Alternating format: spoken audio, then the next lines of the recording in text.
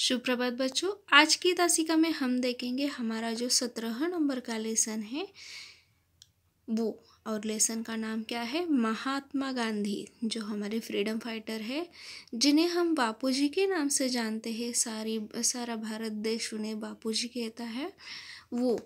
Okay, तो ये महात्मा गांधी ये लेसन अभी हम देखेंगे। तो सभी बच्चे अपने अपने जो हिंदी की किताब है वो निकाल कर ऊपर रखें और मेरे साथ इस लेसन की स्टोरी समझे, इस लेसन का आशय समझे। ठीक है, तो चलिए बच्चों मैं पढ़ना शुरू कर देती हूँ।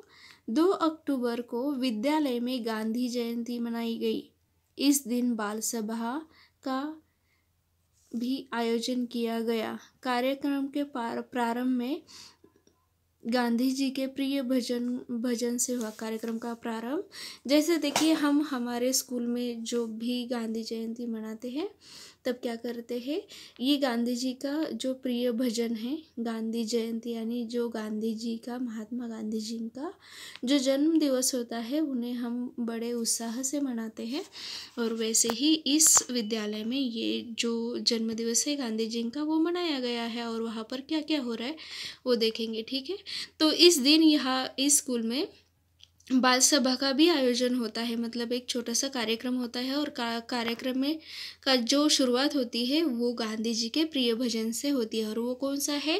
वैष्णव जन को तेने कहिए, जो पीर पराई जाने रे। ये जो गांधी जी का भजन है उससे इस कार्यक्रम की शुरुआत हो जाती है। ठीक है, मुख्य अतिथि महोदय ने विद्यार्थियों को महात्मा गांधी जी के जीवन के 2 प्रसंग सुनाए। तो देखिए यहाँ पर इस कार्यक्रम में जो उस विद्यालय में आए मुख्य अतिथि है, उन्होंने गांधी जी के जीवन में हुए 2 प्रसंग यहाँ पर सुनाते हैं सभी बच्चों को, क्योंकि गांधी जयंती का अवसर है और इसीलिए उनके जीवन में हुए 2 जो प्रसंग है वो वे सुना रहे हैं। और वो प्रसंग क्या है वो अभी हम देखेंगे। ठीक है प्यारे बच्चों, एक बार गांधी जी गांव का पैदल दौरा कर रहे थे। अचानक एक झोपड़ी के सामने वे आकर रुके।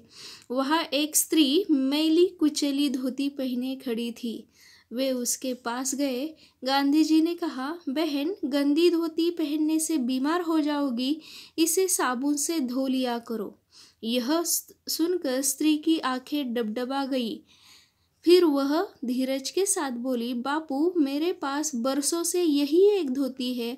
नहाते समय आधी गीली धोती पहने पहने आधी को सुखाती हूँ, फिर आधी सूखी धोती को पहनकर आधी गीली सुखाती हूँ। रही साबुन की बात, तो उसके लिए मेरे पास पैसे ही नहीं है। तो यहाँ पर क्या हो जाता है, जब ये गांधी जी जब गाँव का दौरा कर रहे होते हैं, पैदल ही गाँव का दौरा कर रहे होते हैं, तभी क्या हो जाता है, वे अचानक एक झोपड़ी के सामने आकर रुक जाते हैं। और वहाँ पर एक स्त्री बाहर आती है उस झोपड़ी से, और वो बहुत ही बुरी तरह से गंदी हुई जो मैली कुचली धोती होती है वो उसने पहनी होती है। तब गांधी जी ये देखते हैं और उनसे कहते हैं कि बहन, गंदी धोती पहनने से तुम बीमार पड़ जाओगे, इसे साबुन से धो लिया करो। तो इसकी यह गांधी जी की यही बात सुनकर वो स्त्री रोने लगी, उसकी आंखें भर आई और वो फिर धीरज बंधाकर खुद को संभाल कर बोली, बापू, बरसों से मेरे पास यही एक धोती है। नहाते समय आधी गीली धोती पहने पहने और आधी को सुखाती हूँ, फिर आधी धोती सूखी को पहनकर फिर गीली को सुखाती हूँ। मतलब देखिए ये जो स्त्री है बहुत ही गरीब है, इसके पास बस एक ही धोती है और एक ही धोती वो क्या करती है, आधी जो नहाते समय जो धोती होती है उसमें से आधी धोती ये क्या करती है, पहनती है नहाने के बाद, और उसके बाद आधी धोती धोकर वो सुखाती है। फिर वो दूसरी वाली आधी जो धोती होती है वो पहनती है और उसे आधा रह गया भाग वो सुखाती है। और रही साबुन की बात, तो उसके लिए उसके पास बिल्कुल भी पैसे ही नहीं है। देखिए ये जो महिला है वो गांधी जी से बात कर रही है और उसके पास ही ये धोती नहीं, उसके पास बस एक ही धोती है और वो उस धोती को कैसे संभालती है, कैसे खुद पे ओढ़ती है या कैसे उसे अपने शरीर पर लपेटते हैं, ये सब बातें यहाँ पर बताई गई। इसके बाद क्या होता है, चलिए देखते हैं अगले पन्ने पर। स्त्री की गरीबी को देख सुनकर गांधी जी सन्न रह गए।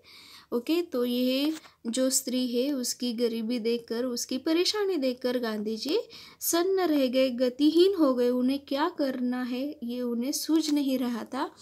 उन्होंने फिर अपने सिर से पगड़ी उतार कर कहा, बहन लो इसकी धोती बना लो। उस दिन से गांधी जी ने पगड़ी पहनना छोड़ दिया। तो देखिए, ये गांधी जी है, ये बहुत ही महान नेता है और वो हमारे देश के लोगों का बहुत ही ख्याल रखते हैं। वे क्या करते हैं, लोगों की सहायता करते हैं, लोगों का जो दुख होता है उसे जानने की कोशिश करते हैं। और इनकी महानता देखिए, ये स्त्री की गरीबी देखकर उन्होंने क्या कर दिया, अपनी जो पगड़ी है वो सर में पगड़ी पहनी जाती है और वो सर की पगड़ी उन्होंने उतार ली और उस स्त्री से कहा कि बहन ये इसकी धोती बना लो। और उसी दिन से गांधी जी ने अपने सर पर पगड़ी पहनना ही छोड़ दिया। देखिए, कोई किसी के लिए इतना नहीं करता, लेकिन ये बहुत ही महान नेता थे। सारे जो लोग हैं वो उनके थे, उनके फैमिली मेम्बर से ऐसा उन्हें लगता था और इसीलिए वो सभी का ख्याल रखते थे। और उन्होंने भी इसीलिए उन्होंने क्या कर दिया, उस जो महिला थी, जो मैली कुचेली बहुत ही गंदी धोती पहनी हुई थी, उन्होंने क्या, उसे अपनी जो पगड़ी थी, देखिए पगड़ी कोई किसी को नहीं देता है, लेकिन ये जो गांधी जी है उनको अपने कपड़ों से ज़्यादा, अपने आप से ज़्यादा लोगों की परवाह थी। लोग अपने देश में रह गए लोगों की परवाह थी और इसीलिए उन्होंने क्या कर दिया, उस स्त्री को अपनी जो पगड़ी थी वो उतार कर दी और कहा कि बहन इसकी धोती बना लो। और उसके बाद उन्होंने क्या किया, उन्होंने जो पगड़ी पहनने की उन्हें आदत थी वही छोड़ दी। ओके, उसके बाद सारे बालक बड़े ध्यान से सुन रहे थे। मुख्य अतिथि ने फिर दूसरा प्रसंग सुनाया। देखिए, दूसरा जो प्रसंग है वो क्या है, चलिए देखते हैं। प्रिय बच्चों, एक बार गांधी जी विद्यालय में गए। उन्होंने आधी धोती पहन रखी थी और आधी को शरीर में लपेट रखा था। यह देखकर बालक से रहा नहीं गया। उसने उनसे पूछ लिया, बापू लगता है कि आपके पास पहनने के लिए कुर्ता ही नहीं है। बापू ने कहा, भैया तुम्हारी बात सच है। बालक धनी परिवार का था। वे उन पर तरस खाकर बोला, मेरे घर में तो बहुत सारे कुर्ते हैं, मैं आपको एक दे दूंगा। परंतु राजा भैया, मेरे परिवार में किसी के पास कुर्ता नहीं है। बापू बोले, तो मैं सबके लिए कुर्ते ला देता हूँ। कितने लाऊं कुर्ते बापू? बच्चे ने पूछा। तो यहाँ पर क्या हो जाता है, ये जो गांधी जी है वो किसी विद्यालय में जाते हैं, विद्यालय यानी स्कूल, तो स्कूल में वो जाते हैं। तो वहाँ पर उन्होंने क्या पहना था, ये देखिए, यहाँ पर उन्होंने आधी धोती अपने कमर के नीचे पहन ली थी और आधी को अपने शरीर पर ऐसे लपेट रखा था। ओके, यहाँ पर जैसे चित्र में हमें दिखाई दे रहा है। तो ये देखकर एक जो बच्चा था जो कि एक धनी परिवार का था, मतलब वो बहुत ही रिच था, और वो बच्चा उनको ऐसे देखकर बोला कि बापू लगता है कि आपके पास पहनने के लिए कुर्ता ही नहीं है। देखिए, ये जो बच्चा है वो क्या बोलता है, बापू आपके पास पहनने के लिए कुर्ता ही नहीं है। तो ये जो बापूजी है वो कहते हैं, महात्मा गांधी जी कहते हैं कि भैया तुम्हारी बात सच है। वो जो बालक है वो धनी परिवार का यानी बहुत ही रिच था। वो उन पर तरस खाकर बोला। तरस खाकर बोलना यानी बहुत ही हमदर्दी से बोलता है। क्या कहता है, दया से बोलता है कि मेरे घर में तो बहुत सारे कुर्ते हैं, मैं आपको एक उसमें से दे दूंगा। उसके बाद देखिए क्या बोलते हैं गांधी जी, परंतु राजा भैया, मेरे परिवार में तो किसी के पास कुर्ता नहीं है। बापू बोले। तो उस बच्चे को बापू क्या बोलते हैं कि राजा भैया, मेरे परिवार में तो किसी के पास ही कुर्ता नहीं है। उसके बाद में वो लड़का क्या कहता है देखिए, तो मैं सबके लिए कुर्ते ला देता हूँ। कितने कुर्ते लाऊं बापू, बच्चे ने पूछा। तो उसके बाद क्या होता है, चलिए देखते हैं अगले पन्ने पर। मेरे परिवार में 40 करोड़ लोग हैं, ला सकोगे इतने कुर्ते? राजा भैया बापू की बात सुनकर चुप हो गया। तो देखिए पूरे देश की जनता को ही बापू ने अपना परिवार माना था, और इसके लिए जब ये बच्चा पूछता है कि कितने कुर्ते लाऊं आपके लिए, तब ये बापूजी बोलते हैं कि मेरे परिवार में तो 40 करोड़ लोग हैं, और उनके लिए सभी के लिए कुर्ते तुम ला सकोगे? तो ये बापू की बात ये सुनकर ये जो बच्चा है वो चुप हो जाता है। उसके बाद देखेंगे क्या होता है। जब तक भारत का प्रत्येक किसान कुर्ता न पहने, बापू को कुर्ता पहनना कैसे अच्छा लगता। देखिए उनकी महानता, जो हमारे देश के महान नेता हैं, उनकी महानता देखिए। उनको ऐसा लगता है कि वे ऐसा मानते थे कि सारे जो लोग हैं, 40 करोड़ जो लोग हैं, वो क्या है, मेरे परिवार के लोग हैं, और अगर वो कुर्ता नहीं पहन सकते तो मैं क्यों पहनूंगा, मैं भी इसे नहीं पहनूंगा। तो इसके बाद रामधुन के साथ गांधी जयंती का कार्यक्रम समाप्त हुआ।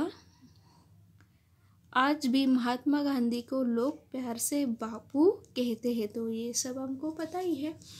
वहाँ पर जो कार्यक्रम की एंडिंग कैसे हुई उस स्कूल में, रामधुन यानी रघुपति राघव राजा राम पतित पावन सीताराम, ये जो गांधी जी का भजन है, रामधुन है, उसके साथ इस कार्यक्रम का अंत हो जाता है, इस कार्यक्रम का समाप्ति हो जाती है। तो देखिए यहाँ पर इस लेसन से हमें शिक्षा क्या मिलती है, हम सबके अंदर देश प्रेम तथा देशवासियों के प्रति भातृत्व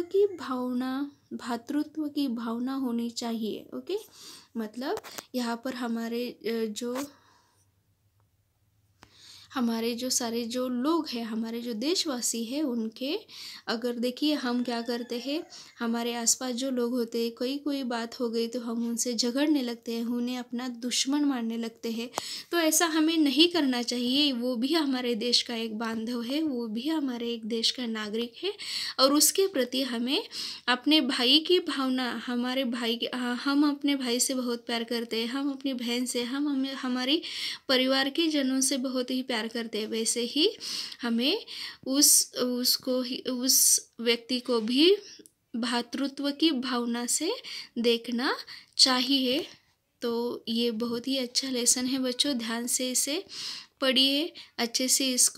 इसके जो 2 इंसिडेंट यहाँ पर बताए गए हैं, उन्होंने देश की जनता के लिए कैसे अपने कपड़ों का त्याग किया, और उनके मन में अपने देश की जनता के प्रति बहुत ही प्यार था, यहाँ पर दिखाई दे रहा है। तो ऐसे ही बच्चों गांधी जी की तरह अपने लोगों से, अपने देश से, अपने देशवासियों के प्रति हमें प्यार की भावना रखनी चाहिए, भातृत्व की भावना रखनी चाहिए। ओके, तो इसके साथ ही ये हमारा बहुत ही अच्छा लेसन है वो समाप्त हो जाता है। इसके बाद देखेंगे इस लेसन के जो शब्दार्थ है वो एक बार फिर से देखते हैं। चलिए देखते हैं। जयंती यानी जन्मदिवस, वर्षगांठ, मुख्य अतिथि, विशेष मेहमान, मेली कुचैली, बहुत ही गंदी, डबडबाना, आंसू भर जाना, रघुपति राघव, भगवान राम, कार्यक्रम, किसी अवसर पर होने वाले कार्यों का समूह। उसके बाद भजन, भक्ति की कविता, प्रसंग, घटनाएं, सन्न, गतिहीन, पतित, गिरा हुआ पापी, पावन, पवित्र करने वाला, स्त्री, औरत, पगड़ी, साफा, तरस, दया। तो इस तरह से इस लेसन के हमने शब्दार्थ देखे हैं। तो बच्चों इस लेसन का जो शब्दार्थ है वो भी अच्छे से पढ़िए, उससे आपको क्या हो जाएगा, इस लेसन का जो आशय है वो समझने में बहुत ही आसानी हो जाएगी, और इसीलिए शब्दार्थ पढ़ना बहुत ही ज़रूरी होता है। ओके, तो इसके साथ ही मैं यहाँ पर आपसे विदा लेती हूँ बच्चों। धन्यवाद।